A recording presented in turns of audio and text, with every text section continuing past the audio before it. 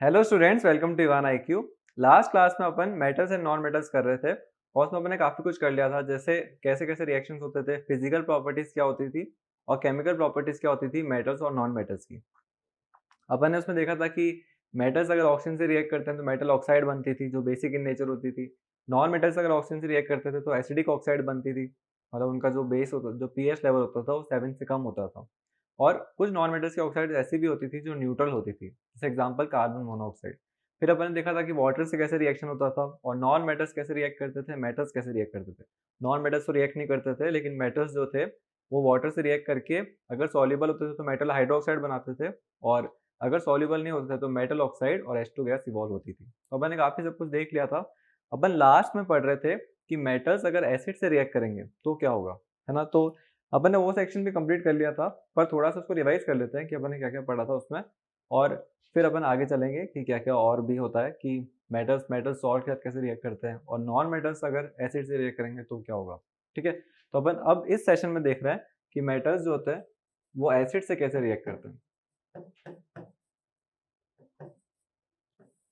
ठीक है, तो अपन ने सबसे पहले वही मेटल लिया, तो अपन की सबसे काफी रिएक्टिव है जिससे वो, तो मैंने लिया सोडियम। सोडियम को मैंने नॉर्मली एक एसिड लिया जो काफी डाइल्यूट लिया, ठीक है, HCl से रिएक्ट करवाया। और यहाँ पे जो H है ना वो प्लस में है। प्लस का मतलब क्या है, वो कैटायन फॉर्म में है, और जो Cl वो एनायन है। और सोडियम जो है वो एक मेटल है, तो उसका मतलब वो कैसी वैलेंसी वाला होगा, तो पॉजिटिव वैलेंसी वाला होगा। तो पॉजिटिव वैलेंसी वाले को ही रिप्लेस करेगा अगर रिएक्टिविटी ज्यादा है तो अपन को पता ही है कि सोडियम की रिएक्टिविटी हाइड्रोजन से तो बहुत ज़्यादा ही होगी, तो उसने इसको डिस्प्लेस कर दिया, और डिस्प्लेस करा तो ये हो गया NaCl, और हाइड्रोजन डिस्प्लेस हुआ तो H2 हो गया। ठीक है, तो ये पूरा रिएक्शन हुआ, Na ने H को डिस्प्लेस कर दिया, पूरा रिएक्शन इस तरीके से हुआ। तो कभी भी अपन ऐसा बोलते हैं ना कि मैं सोडियम का पत्थर लिया और उसको हाइड्रोक्लोरिक एसिड में डाला, तो क्या होगा, तो NaCl तो बनेगा पर साथ में H2 गैस बनेगी, और H2 गैस क्या होती है, हाईली फ्लेमेबल। तो उसको थोड़ा भी टेम्परेचर गर्म मिला उसी टाइम वो ब्लास्ट होगी, ऐसे मतलब फ्लेम्स निकालेगी। तो बहुत हाईली, ऐसे बोलते हैं ना कि इस रिएक्शन को अपन नहीं करवाना चाहिए क्योंकि हाईली रिस्की है, क्योंकि H2 गैस फ्लेमेबल है, इसकी वजह से कुछ ना कुछ हो सकता है।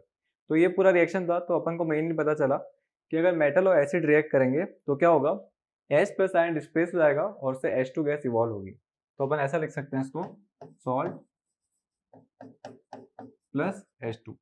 तो अपन को अगर ऐसा पूछेंगे कि which gas will evolve out when metal reacts with acid, तो अपन को बताना है कौन सी गैस इवॉल्व होती है अगर मेटल और एसिड रिएक्ट करते हैं। तो मेटल और एसिड रिएक्ट करते हैं तो H2 गैस इवॉल्व होती है, जनरली अपन को पता चल गया कि जनरली तो ये होता है, पर अपन को पता है केमिस्ट्री एक्सेप्शन वाली है तो कुछ ना कुछ एक्सेप्शन जरूर होंगे, है ना। तो अपन एक बार एक्सेप्शन देखते हैं कि एक्सेप्शन क्या है। अगर एक्सेप्शन पता चल जाएंगे तो मेनली अपन को काफी सब कुछ आ ही जाएगा। तो एक बार एक्सेप्शन वाले रिएक्शंस भी देखते हैं।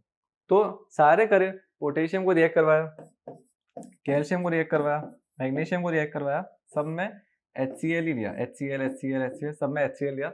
सब में पता चला कि सब ने यही तरीके से रिएक्ट करा, मतलब सब में हाइड्रोजन गैस ही इवॉल्व हो रही थी। और हाइड्रोजन गैस को कैसे चेक करा, एक बर्निंग मैच स्टिक लाए और देखा कि पॉप साउंड आ रही है तो उसका मतलब वो हाइड्रोजन है।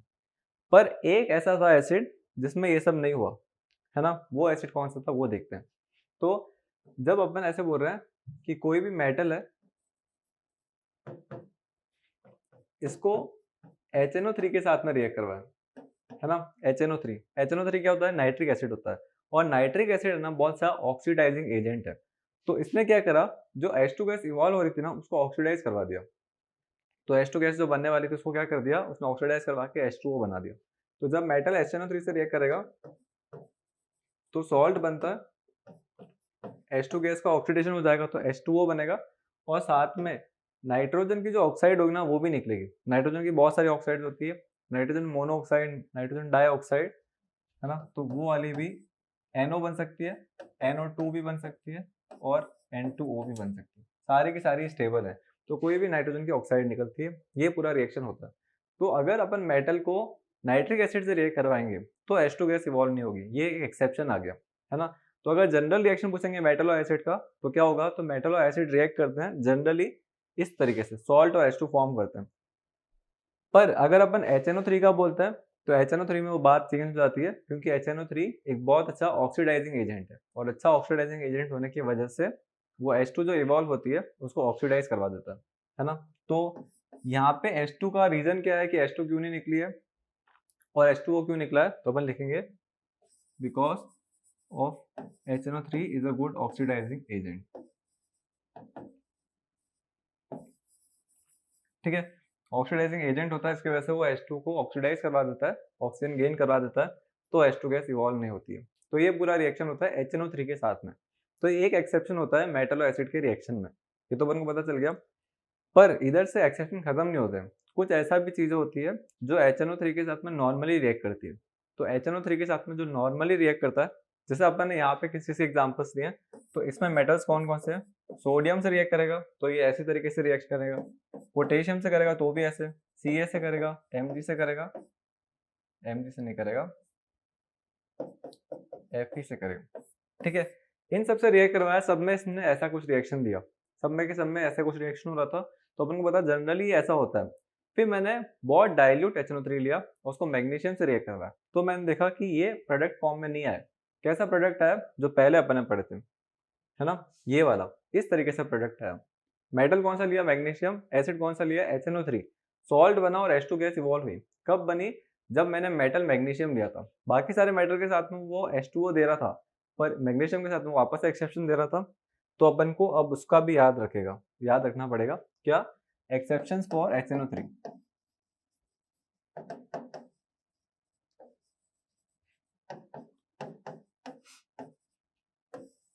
ठीक है, कौन कौन सा एक्सेप्शन है? तो एक मैग्नीशियम और एक मैंगनीज। मतलब अगर अपन मैग्नीशियम को HNO3 से रिएक्ट करवाते हैं, डाइल्यूट HNO3, तो क्या होता है? तो मैग्नीशियम नाइट्रेट बनता है और H2 गैस इवॉल्व होती है। ठीक है, मैग्नीशियम नाइट्रेट और H2 गैस इवॉल्व हो रही है। और अगर अपन मैंगनीज से भी करवाते हैं तो भी सेम ही रिएक्शन।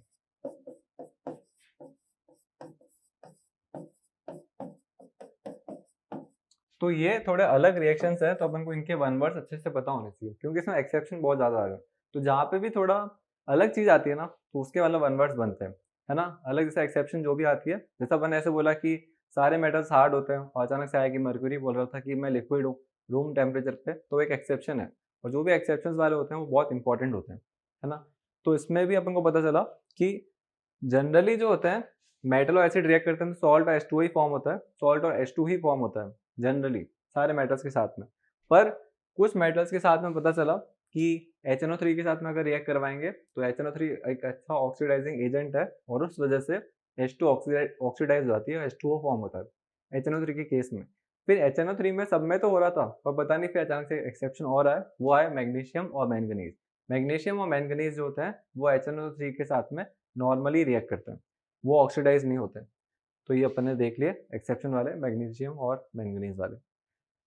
अब थोड़ा सा लग रहा होगा कि ये रिएक्शन कैसे हुआ है, MgNO3 क्यों लिखा, कैसे पता चलेगा हमको? मतलब हम तो कुछ और लिख के आ गए अगर एग्जाम में MgNO3 लिखते तो क्या प्रॉब्लम थी या यूं। तो ये सब क्यों डिसाइड होता है? ये सब वैलेंसी के अकॉर्डिंग डिसाइड होता है। कैसे, एक बार लिख देता हूँ, इसको हटा देते हैं। सबसे पहले मैग्नीशियम, मैग्नीशियम का एटॉमिक नंबर 12। आप इसकी वैलेंसी निकालोगे तो आ रही होगी 2+। ठीक है, Mg2+। और नाइट्रेट पॉलीएटॉमिक आयन है, तो ये होता है NO3 1-। तो इसकी वैलेंसी इसके नीचे, इसकी वैलेंसी इसके नीचे, तो Mg के नीचे तो 1 ही गया, और NO3 के नीचे आ रहा है 2, है ना, 3 2 1 गो। ठीक है, तो ये पूरा इस तरीके से कंपाउंड है MgNO3 2। ठीक है, तो मैग्नीशियम और मैंगनीज के साथ में HNO3 नॉर्मली बिहेव करता है, लेकिन दूसरों के साथ में वो एबनॉर्मल हो जाता है, ऑक्सीडाइज करवा देता है। तो अपन को पूरा पता चल गया, अपन आगे चलते हैं। तो सारे मेटल्स लिए अलग अलग सैंपल्स लिए, कौन कौन से सैंपल्स लिए? के लिया, Na लिया, कैल्शियम भी लिया, Mg भी लिया, एल्यूमिनियम भी लिया, ऐसे बहुत सारे सैंपल्स लिए। पर कुछ के साथ में एसिड ने रिएक्ट ही नहीं करा, कोई भी एसिड ने रिएक्ट नहीं करा। वो कुछ कौन थे? वो कुछ थे कॉपर, सिल्वर और गोल्ड। इन्होंने एसिड से रिएक्ट ही नहीं करा, कोई भी एसिड ले रहे थे रिएक्ट ही नहीं कर रहे थे। तो ये नॉन रिएक्टिव होते हैं टुवर्ड्स एसिड, है ना। कुछ मेटल्स ऐसे होते हैं ना जो इतने ज्यादा रिएक्टिव नहीं होते, वो थोड़े स्टेबल होते हैं, वो रिएक्ट नहीं करना चाहते, तो उनमें से ये आ रहे थे। जैसे वाटर के साथ में भी इन्होंने नाटक करे थे, इन्होंने रिएक्शन नहीं दिया था, और एसिड के साथ में भी ये रिएक्ट नहीं कर रहे, है ना। तो ये थोड़े अलग से होता है, ये रिएक्ट नहीं करते। तो अपन को पूरा ऐसा नहीं कि अपन सारे मेटल्स रिएक्ट करते हैं एसिड से, ऐसा लिख के नहीं आना है। जैसे स्टेटमेंट बोलेंगे कि all metals react with acid to give H2 gas, ये स्टेटमेंट ट्रू है कि फॉल्स है? तो सबसे पहले ये स्टेटमेंट फॉल्स है, क्योंकि सारे मेटल्स रिएक्ट नहीं करते। ठीक है। और ये स्टेटमेंट अगर ट्रू होती भी तो हर मेटल H2 गैस नहीं देता, क्योंकि HNO3 की गैस में HNO3 वाला जो केस था उसमें क्या हो रहा था, H2 ऑक्सीडाइज होके H2O दे रहा था। तो ये स्टेटमेंट तो कहीं से भी ट्रू नहीं थी। ठीक है, तो ये अपन को पूरा पता चल गया। अब इस सेशन में थोड़ा सा वापस एक्सेप्शन आता है। क्या एक्सेप्शन आता है, ये अपन को पूरा पता चल गया, इसको हटा देते हैं। वो एक्सेप्शन ऐसे एक्स्ट्रा नॉलेज है। एक्स्ट्रा नॉलेज क्या कह रहे हैं, एक एक्वा वाटर होता है ना, एक्वा वाटर बोलो या एक्वा रीजिया बोलो।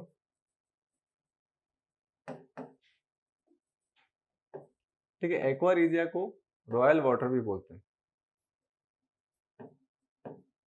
और ये बहुत ही स्ट्रॉन्ग एसिड है, एक तरीके से बहुत ही स्ट्रॉन्ग एसिड है।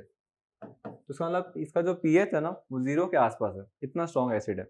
0 से भी आगे हो सकता है, अगर होता ना तो उससे भी आगे होता वो। तो 0 के आसपास का पीएच है ना, बहुत स्ट्रॉन्ग एसिड है। कैसे बना हुआ होता है ये, तो ये दो एसिड से मिलके बना हुआ है। कौन कौन सा एसिड, एक HCl और एक HNO3। HCl क्या होता है, हाइड्रोक्लोरिक एसिड, और HNO3 क्या होता है, नाइट्रिक एसिड। तो ये इन दोनों से बना हुआ है। अब HCl और HNO3 को ऐसा नहीं कि इक्वल अमाउंट में मिक्स करा, ऐसा नहीं। HCl के 3 चम्मच डाले तो HNO3 का सिर्फ 1 चम्मच डाला, ऐसे करके बना है। तो किस रेशियो में है ये, 3:1 में। HCl के 3 चम्मच और HNO3 के सिर्फ 1 चम्मच, इससे ये बनाया है। ये एक्वा रीजिया है, रॉयल वाटर है। अब इसका यूज क्या है, तो ये ऐसा एसिड होता है जो गोल्ड को भी डिजोल्व कर दे, मतलब इतना स्ट्रॉन्ग एसिड है। जैसे मैं मान लेता हूँ ये पेन गोल्ड का है नहीं है, मान रहे, तो अगर मैं ये एक्वा रीजिया ले रहा हूँ और उसको इस पेन को इसमें डाल रहा हूँ, गोल्ड का ये है, तो उसकी वजह से क्या होगा, थोड़ी देर के बाद मैं देखूंगा कि जो गोल्ड है ना वो पूरा जो सॉलिड फॉर्म का था वो पूरा उसमें मिक्स हो गया, मतलब इतने पार्टिकल फॉर्म में चला गया कि पूरा चीज उसमें डिजोल्व हो गया। मतलब उसने गोल्ड से भी रिएक्ट कर लिया, उसको भी पूरा डिजोल्व करवा दिया अपने अंदर, और इतना उसको ब्रेक कर दिया। तो ये चीज होती है रॉयल वाटर की खासियत, कि ये किसी भी चीज को अपने आप से रिएक्ट करवा देगा, उसको अपने आप में डिजोल्व करवा देगा, मतलब उससे वो रिएक्ट कर लेगा। तो अपन ने ऐसा देखा था ना कि एसिड जो होता है वो गोल्ड से रिएक्ट नहीं करता है, पर ये वाला एसिड रिएक्ट करता है ना। तो उसका नाम क्या है, एक्वा रीजिया।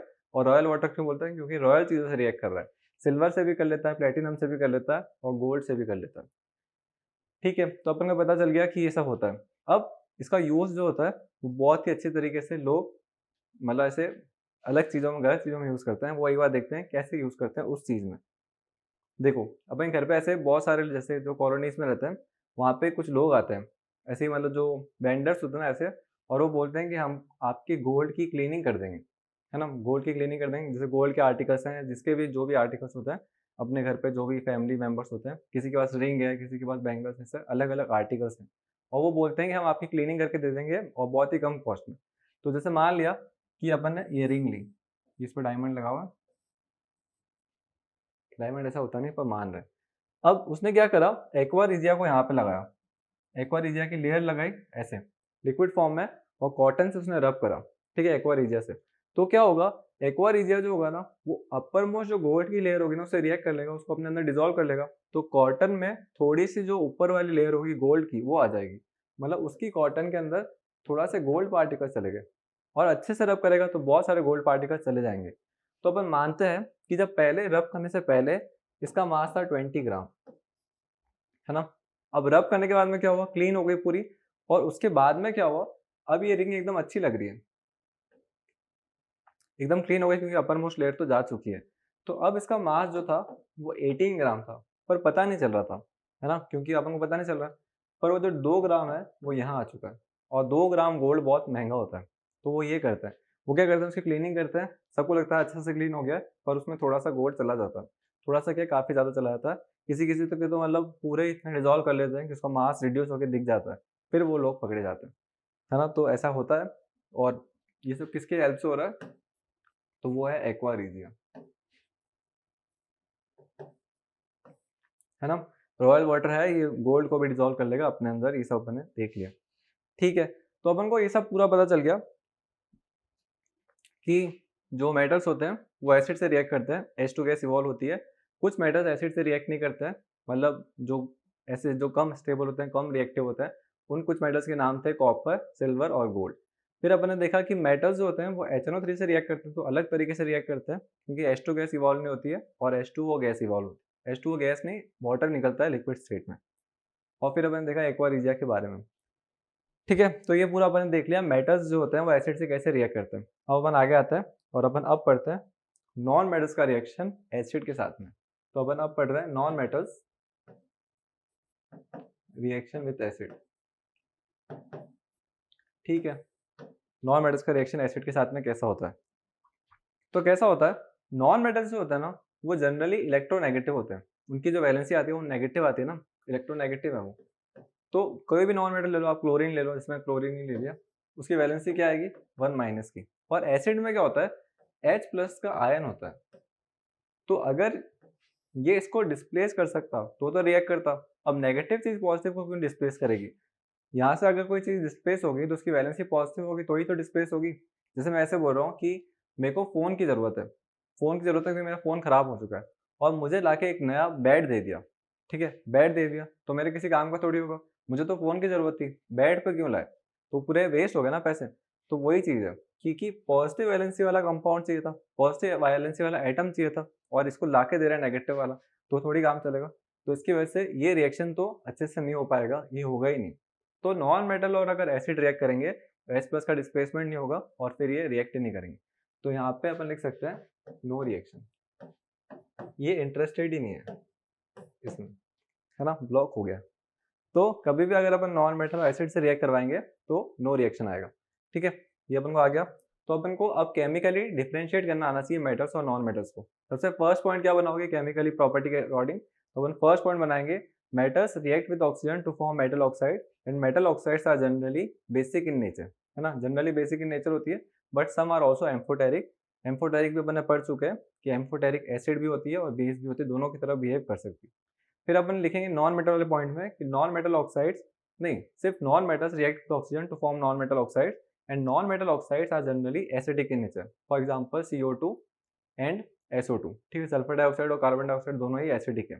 फिर अपन ये भी लिखेंगे but there are also some non metal oxides which are neutral in nature, for example carbon monoxide and nitrogen oxide. ठीक है, तो ये जो ऑक्साइड्स है दोनों न्यूट्रल होती है। फिर अपन सेकंड पॉइंट लिखेंगे कि metals react with hydrogen water, metals react with water to form metal hydroxide and to evaluate hydrogen gas। And उस वाले पॉइंट में लिखेंगे non metals do not react with water. ठीक है, वाटर से वो रिएक्ट नहीं करता, उसमें कोई रिएक्शन होता ही नहीं है, लेकिन यहाँ पे रिएक्शन होता है, मेटल हाइड्रोक्साइड भी बनती है, हाइड्रोजन गैस भी इवॉल्व होती है। एक्सेप्शंस है आयरन वाले और एल्यूमिनियम वाले, उसमें हाइड्रोक्साइड नहीं बनती है, पर अपन एक्सेप्शन वाला पॉइंट नहीं लिखेंगे, बस यहाँ लिख देंगे मेटल रिएक्ट विथ वाटर, इधर लिख देंगे non metals do not react with water, है ना, फिर इसमें कोई एक्सेप्शन लिखने की बात ही नहीं। फिर अपन आता है थर्ड पे, metals react with acid to form salt and evaluate hydrogen gas, है ना, उसमें से क्या होता है कि मेटल्स जो होता है वो एसिड से रिएक्ट करते हैं और उसमें क्या होता है सॉल्ट और H2 गैस इवॉल्व होती है।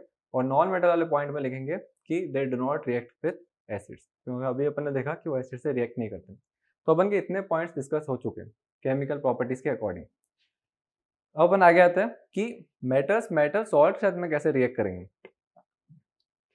क्योंकि अपन को अभी तक थोड़ा बहुत पता चलने लग गया है कि पोटेशियम, सोडियम, कैल्शियम, मैग्नीशियम ये काफी रिएक्टिव है, ये हर जगह अच्छे से रिएक्ट कर रहा है। और जो कॉपर, गोल्ड, सिल्वर, मर्क्यूरी है ना, और लेड भी, ये अच्छे से रिएक्ट नहीं कर रहा, मतलब लेस रिएक्टिव है। तो अभी तक में अपन ऐसा बना सकते हैं कि अपन Na, कैल्शियम और Mg को एक ऐसा रख सकते हैं कि काफी रिएक्टिव है, सबसे जिन्होंने रिएक्ट करा है वो काफी अच्छे से रिएक्ट करा, और इनको अपन अलग से रख सकते हैं। लेड ने अच्छे से रिएक्ट नहीं करा, कॉपर ने भी नहीं करा, सिल्वर ने भी नहीं करा, मर्क्यूरी ने भी नहीं करा, गोल्ड ने भी नहीं करा, ये काफी कम रिएक्टिव है ना। तो रिएक्टिविटी के अकॉर्डिंग ये काफी ज्यादा है, काफी स्ट्रॉन्ग है, लेकिन ये इतने नहीं है। तो अपन अब आते हैं कि रिएक्शन में पूरा ही अपन एक टेबल बना पाए कि सबसे स्ट्रॉन्ग मेटल कौन सा है, सबसे स्ट्रॉन्ग रिएक्ट कौन कर रहा है, सबसे कम रिएक्ट कौन कर रहा है ना, तो एक सीरीज मिल जाएगी। तो अपन अब हेड कर रहे हैं टू फाइंड रिएक्टिविटी सीरीज।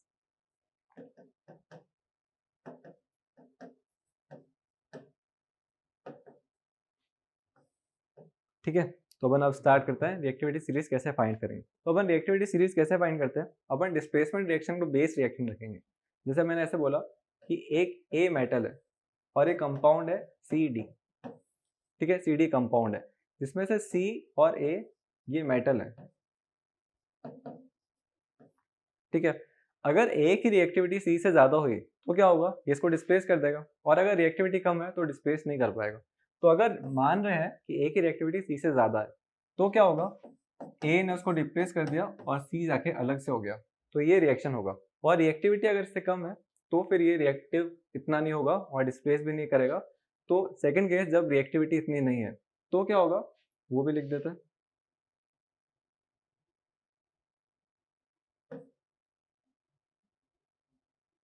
ए है, सी डी है, और अब बोल रहे हैं अपन कि सी की रिएक्टिविटी ए से ज़्यादा है, मतलब ए ज़्यादा रिएक्टिव नहीं है, तो नो रिएक्शन।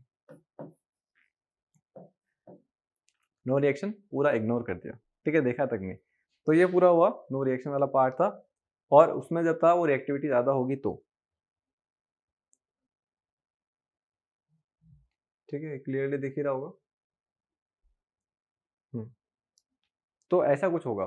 तो अपन यहाँ से ये पता कर सकते हैं ना कि अगर ऐसा हो गया तो उसका मतलब ए ज़्यादा रिएक्टिव है, तो रिएक्टिविटी सीरीज में वो ऊपर आएगा, और अगर नहीं हुआ तो उसका मतलब ए कम रिएक्टिव है, तो रिएक्टिविटी सीरीज में सी ऊपर आएगा क्योंकि वो ज़्यादा रिएक्टिव है। तो अपन ऐसे करके कंक्लूड कर लेंगे कि रिएक्टिविटी सीरीज पूरी बना लेंगे। अपन के को सबसे रिएक्ट करेंगे, अगर उसने सबसे डिस्प्लेस कर दिया सबको, उसका मतलब पोटेशियम सबसे ज़्यादा रिएक्टिव है।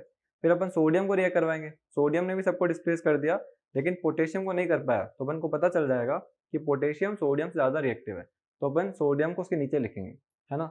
ऐसे करते करते अपन सारी एक रिएक्टिविटी सीरीज प्रिपेयर कर लेंगे। किस पे बेस्ड कर रहे हैं, डिस्प्लेसमेंट रिएक्शन के ऊपर। तो अपन अब चाह रहे हैं कि मेटल्स पढ़ तो लिए इतने सारे, पर रिएक्टिव सबसे ज़्यादा कौन होता है वो पता चल जाए, है ना, और वही होती है रिएक्टिविटी सीरीज। तो अपन रिएक्टिविटी सीरीज निकालने के लिए एक और रिएक्शन पढ़ेंगे, और वो रिएक्शन क्या होता है, metals reaction with metal salts, है ना। तो चलो पढ़ते हैं। तो अपन अब पढ़ रहे हैं metals reaction with metal salt. कैसे होता होगा ये पूरा देख लेते हैं। मेटल्स, मेटल्स में तो कोई भी मेटल होगा, एस नहीं होगा, एक ही होगा, ठीक है। मेटल सॉल्ट क्या होता है, तो मेटल सॉल्ट ऐसे होता है जिसमें कैटायन के अंदर मेटल है, बाकी एनायन के अंदर कुछ भी हो सकता है, नेगेटिव वाला कुछ भी मान लो। तो मैंने ले लिया कैटायन के अंदर कोई भी एटम है ना, जो मेटल होना चाहिए, तो मैंने ले लिया सोडियम। सोडियम की वैलेंसी 1+। और एनायन की जगह पे कौन होगा, एनायन की जगह पे होगा कोई भी नेगेटिव वाला, पॉलीएटॉमिक आयन ले लेते हैं। तो अपन ने ले लिया NO3 1-, ठीक है, नाइट्रेट ले लिया। इसका कंपाउंड बनाओगे तो क्या बनेगा, NaNO3, और इसको मैंने कोई मेटल से रिएक्ट करवाया, पोटेशियम से, तो ये आ गया मेटल सॉल्ट, और ये आ गया मेटल। तो मेटल सॉल्ट पता चला क्या होता है, मेटल सॉल्ट ऐसा ही कंपाउंड होगा जिसमें कैटायन मेटल होगा और नेगेटिव आयन में कुछ भी हो सकता है, ठीक है। इसको रिएक्ट करवाते हैं अपन। अब क्या देखा इसमें, ये जो भी अपन रिएक्शन करवाया, तो के ने Na को डिस्प्लेस कर दिया, है ना, ज्यादा पावरफुल निकला, और Na जो हो गया वो अकेला पड़ गया, ठीक है। तो ये पूरा रिएक्शन हुआ। तो इससे अपन को क्या पता चल रहा है कि जो सोडियम है वो पोटेशियम से कम रिएक्टिव है ना, क्योंकि इसने इसको डिस्प्लेस कर दिया ना, डिस्प्लेस कर दिया तो उसका मतलब पोटेशियम ज्यादा रिएक्टिव है, ज्यादा रिएक्टिव इसका मतलब ज्यादा स्ट्रॉन्ग रिएक्टिविटी होगी उसकी, तभी तो उसने Na को हटा के खुद की जगह लेके आ गया, के इसकी जगह पे आ गया ना, और Na को अलग कर दिया। तो जो पोटेशियम है वो सोडियम से ज्यादा रिएक्टिव है। ऐसे करते करते अपन ने बहुत सारे आइटम्स लिए, जैसे मैंने के को कॉपर से करवाया, CuNO3, तो मैंने क्या नोटिस करा,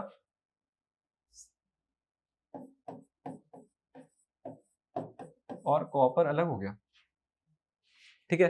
तो यहाँ पे भी ये हुआ, CuNO3 2 है, ठीक है,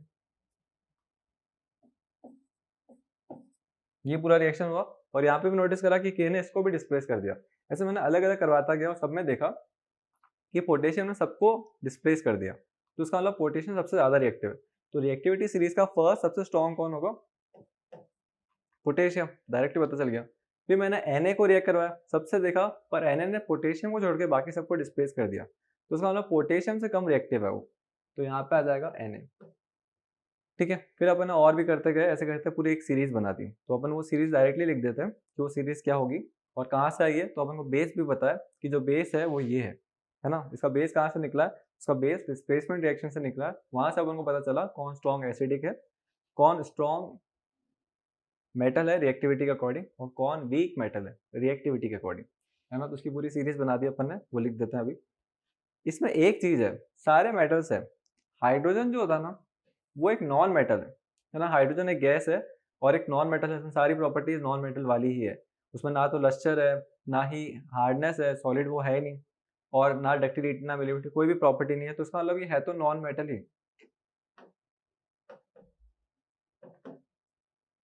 पर हाइड्रोजन का एटॉमिक नंबर होता है 1, इसका जब बनाओगे तो उसका मतलब इसके न्यूक्लियस के अंदर एक प्रोटॉन होगा और इसके शेल के अंदर एक इलेक्ट्रॉन होगा। ठीक है, तो ये इसका पूरा बनता है, एक प्रोटॉन एक इलेक्ट्रॉन के हिसाब से ये पूरा होगा।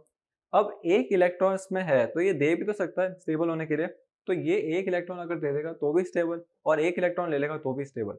तो हाइड्रोजन डबल वैलेंसी में एग्जिस्ट कर सकता है, एक तो H प्लस की फॉर्म में और एक H माइनस की फॉर्म में, दोनों वैलेंसीज में एग्जिस्ट कर सकता है। और अगर ये प्लस की फॉर्म में एग्जिस्ट कर रहा है तो उसका मतलब ये क्या है, एक मेटल है, और जबकि इसमें कोई पॉजिटिव उसकी प्रॉपर्टीज नहीं है मेटल की, पर ये उस वैलेंसी में एग्जिस्ट कर सकता है। पॉजिटिव वैलेंसी आ रही है ना, तो ये मेटल की प्रॉपर्टीज में एग्जिस्ट कर रहा है, बाकी फिजिकल प्रॉपर्टीज में कहीं से भी मैच नहीं कर रहा है, बस वैलेंसी के हिसाब से उसको बोल सकते हैं कि एक मेटल के फॉर्म में आ रहा है। तो तभी पीरियोडिक टेबल होती है ना, ऐसी पीरियोडिक टेबल होती है, वहां पे कभी कभार ऐसा लिख देते हैं, हाइड्रोजन को यहाँ पे लगा देते हैं इधर, और कभी कभार उसको बीच में लगाते हैं। है तो बीच में ही, मतलब वो कभी डिसाइडेड नहीं है, क्योंकि उसको कभी कभार मेटल में क्यों लगा रहे हैं, क्योंकि उसकी पॉजिटिव वैलेंसी है इस वजह से। पर एक्चुअल में वो वहाँ रखना नहीं चाहिए, क्योंकि वो मेटल नहीं है, कहीं से भी मेटल नहीं है।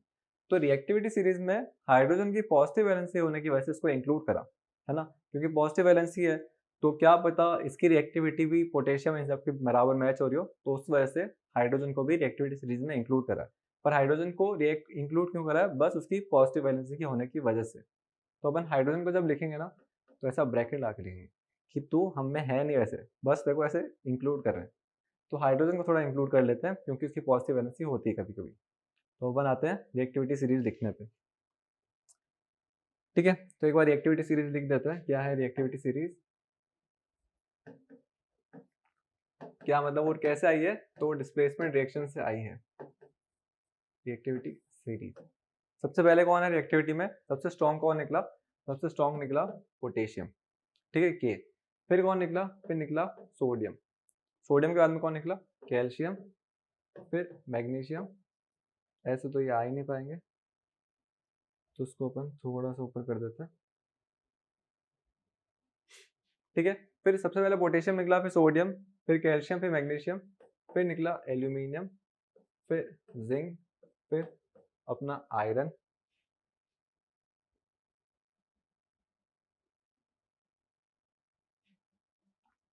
फिर अपना लेड, फिर हाइड्रोजन,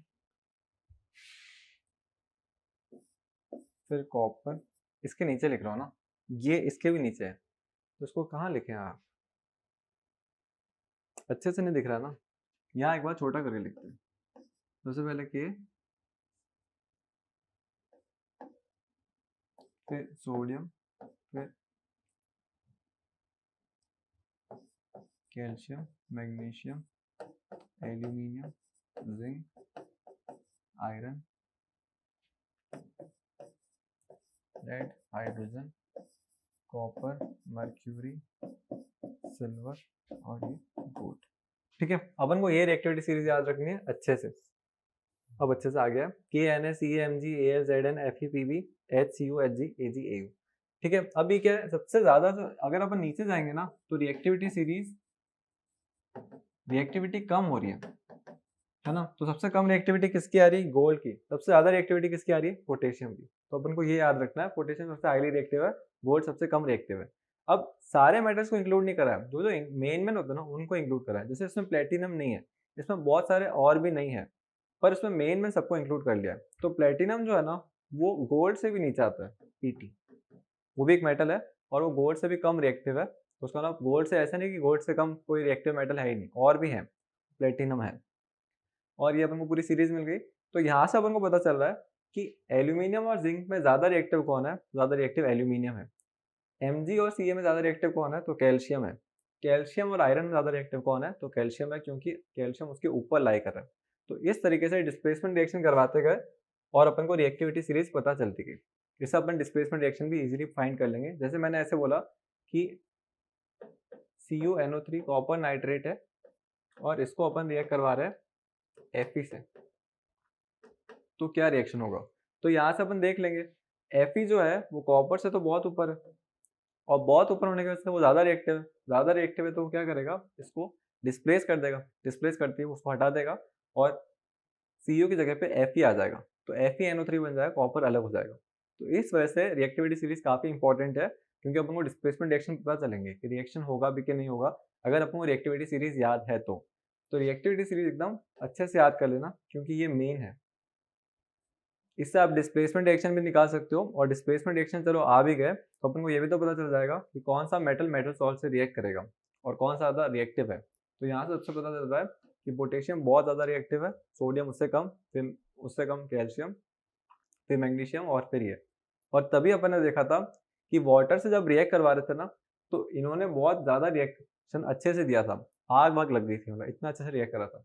कैल्शियम में हीट इवॉल्व हुई थी पर आग वाग नहीं लगी थी, और मैग्नीशियम में तो कुछ भी हीट वीट इवॉल्व नहीं हुई थी, बस बबल्स बन के ऊपर राइज हो रहा था। तो तभी वहां से ही पता चलने लग गया था कि कौन ज़्यादा रिएक्टिव है कौन कम रिएक्टिव है। जैसा अपन ने देखा था कि एल्यूमिनियम और आयरन ने क्या किया था, उनके लिए स्टीम से रिएक्ट करवाना पड़ा। वो ठंडे पानी से रिएक्ट नहीं कर रहे थे ना हॉट वाटर से, सीधा स्टीम से रिएक्ट कर रहा था क्योंकि वो नीचे लाई कर रहे हैं। और जिंक भी, वो भी स्टीम से रिएक्ट कर रहा था। तो यहाँ से ये सब पता चलता है अपन को कि ये मैटर तो करती है, रिएक्टिविटी सीरीज मैटर करती है, अपन को लर्न भी रखनी पड़ेगी। ठीक है, तो अपन को पूरा पता चल गया रिएक्टिविटी सीरीज क्या होती है, अपन को थोड़ा ये पता होना चाहिए। कल अपन एक नया सेशन स्टार्ट करेंगे। अब अपन की केमिकल प्रॉपर्टी सारी डिस्कस हो गई है। अपन नेक्स्ट करेंगे कि मेटल्स और नॉन मेटल्स कैसे रिएक्ट करेंगे, है ना। मेटल्स और अपन ने एसिड सबका रिएक्शन करवा दिया, पर मेटल्स और नॉन मेटल्स कैसे रिएक्ट कर रहे होंगे आपस में। ठीक है, अभी के लिए थैंक यू।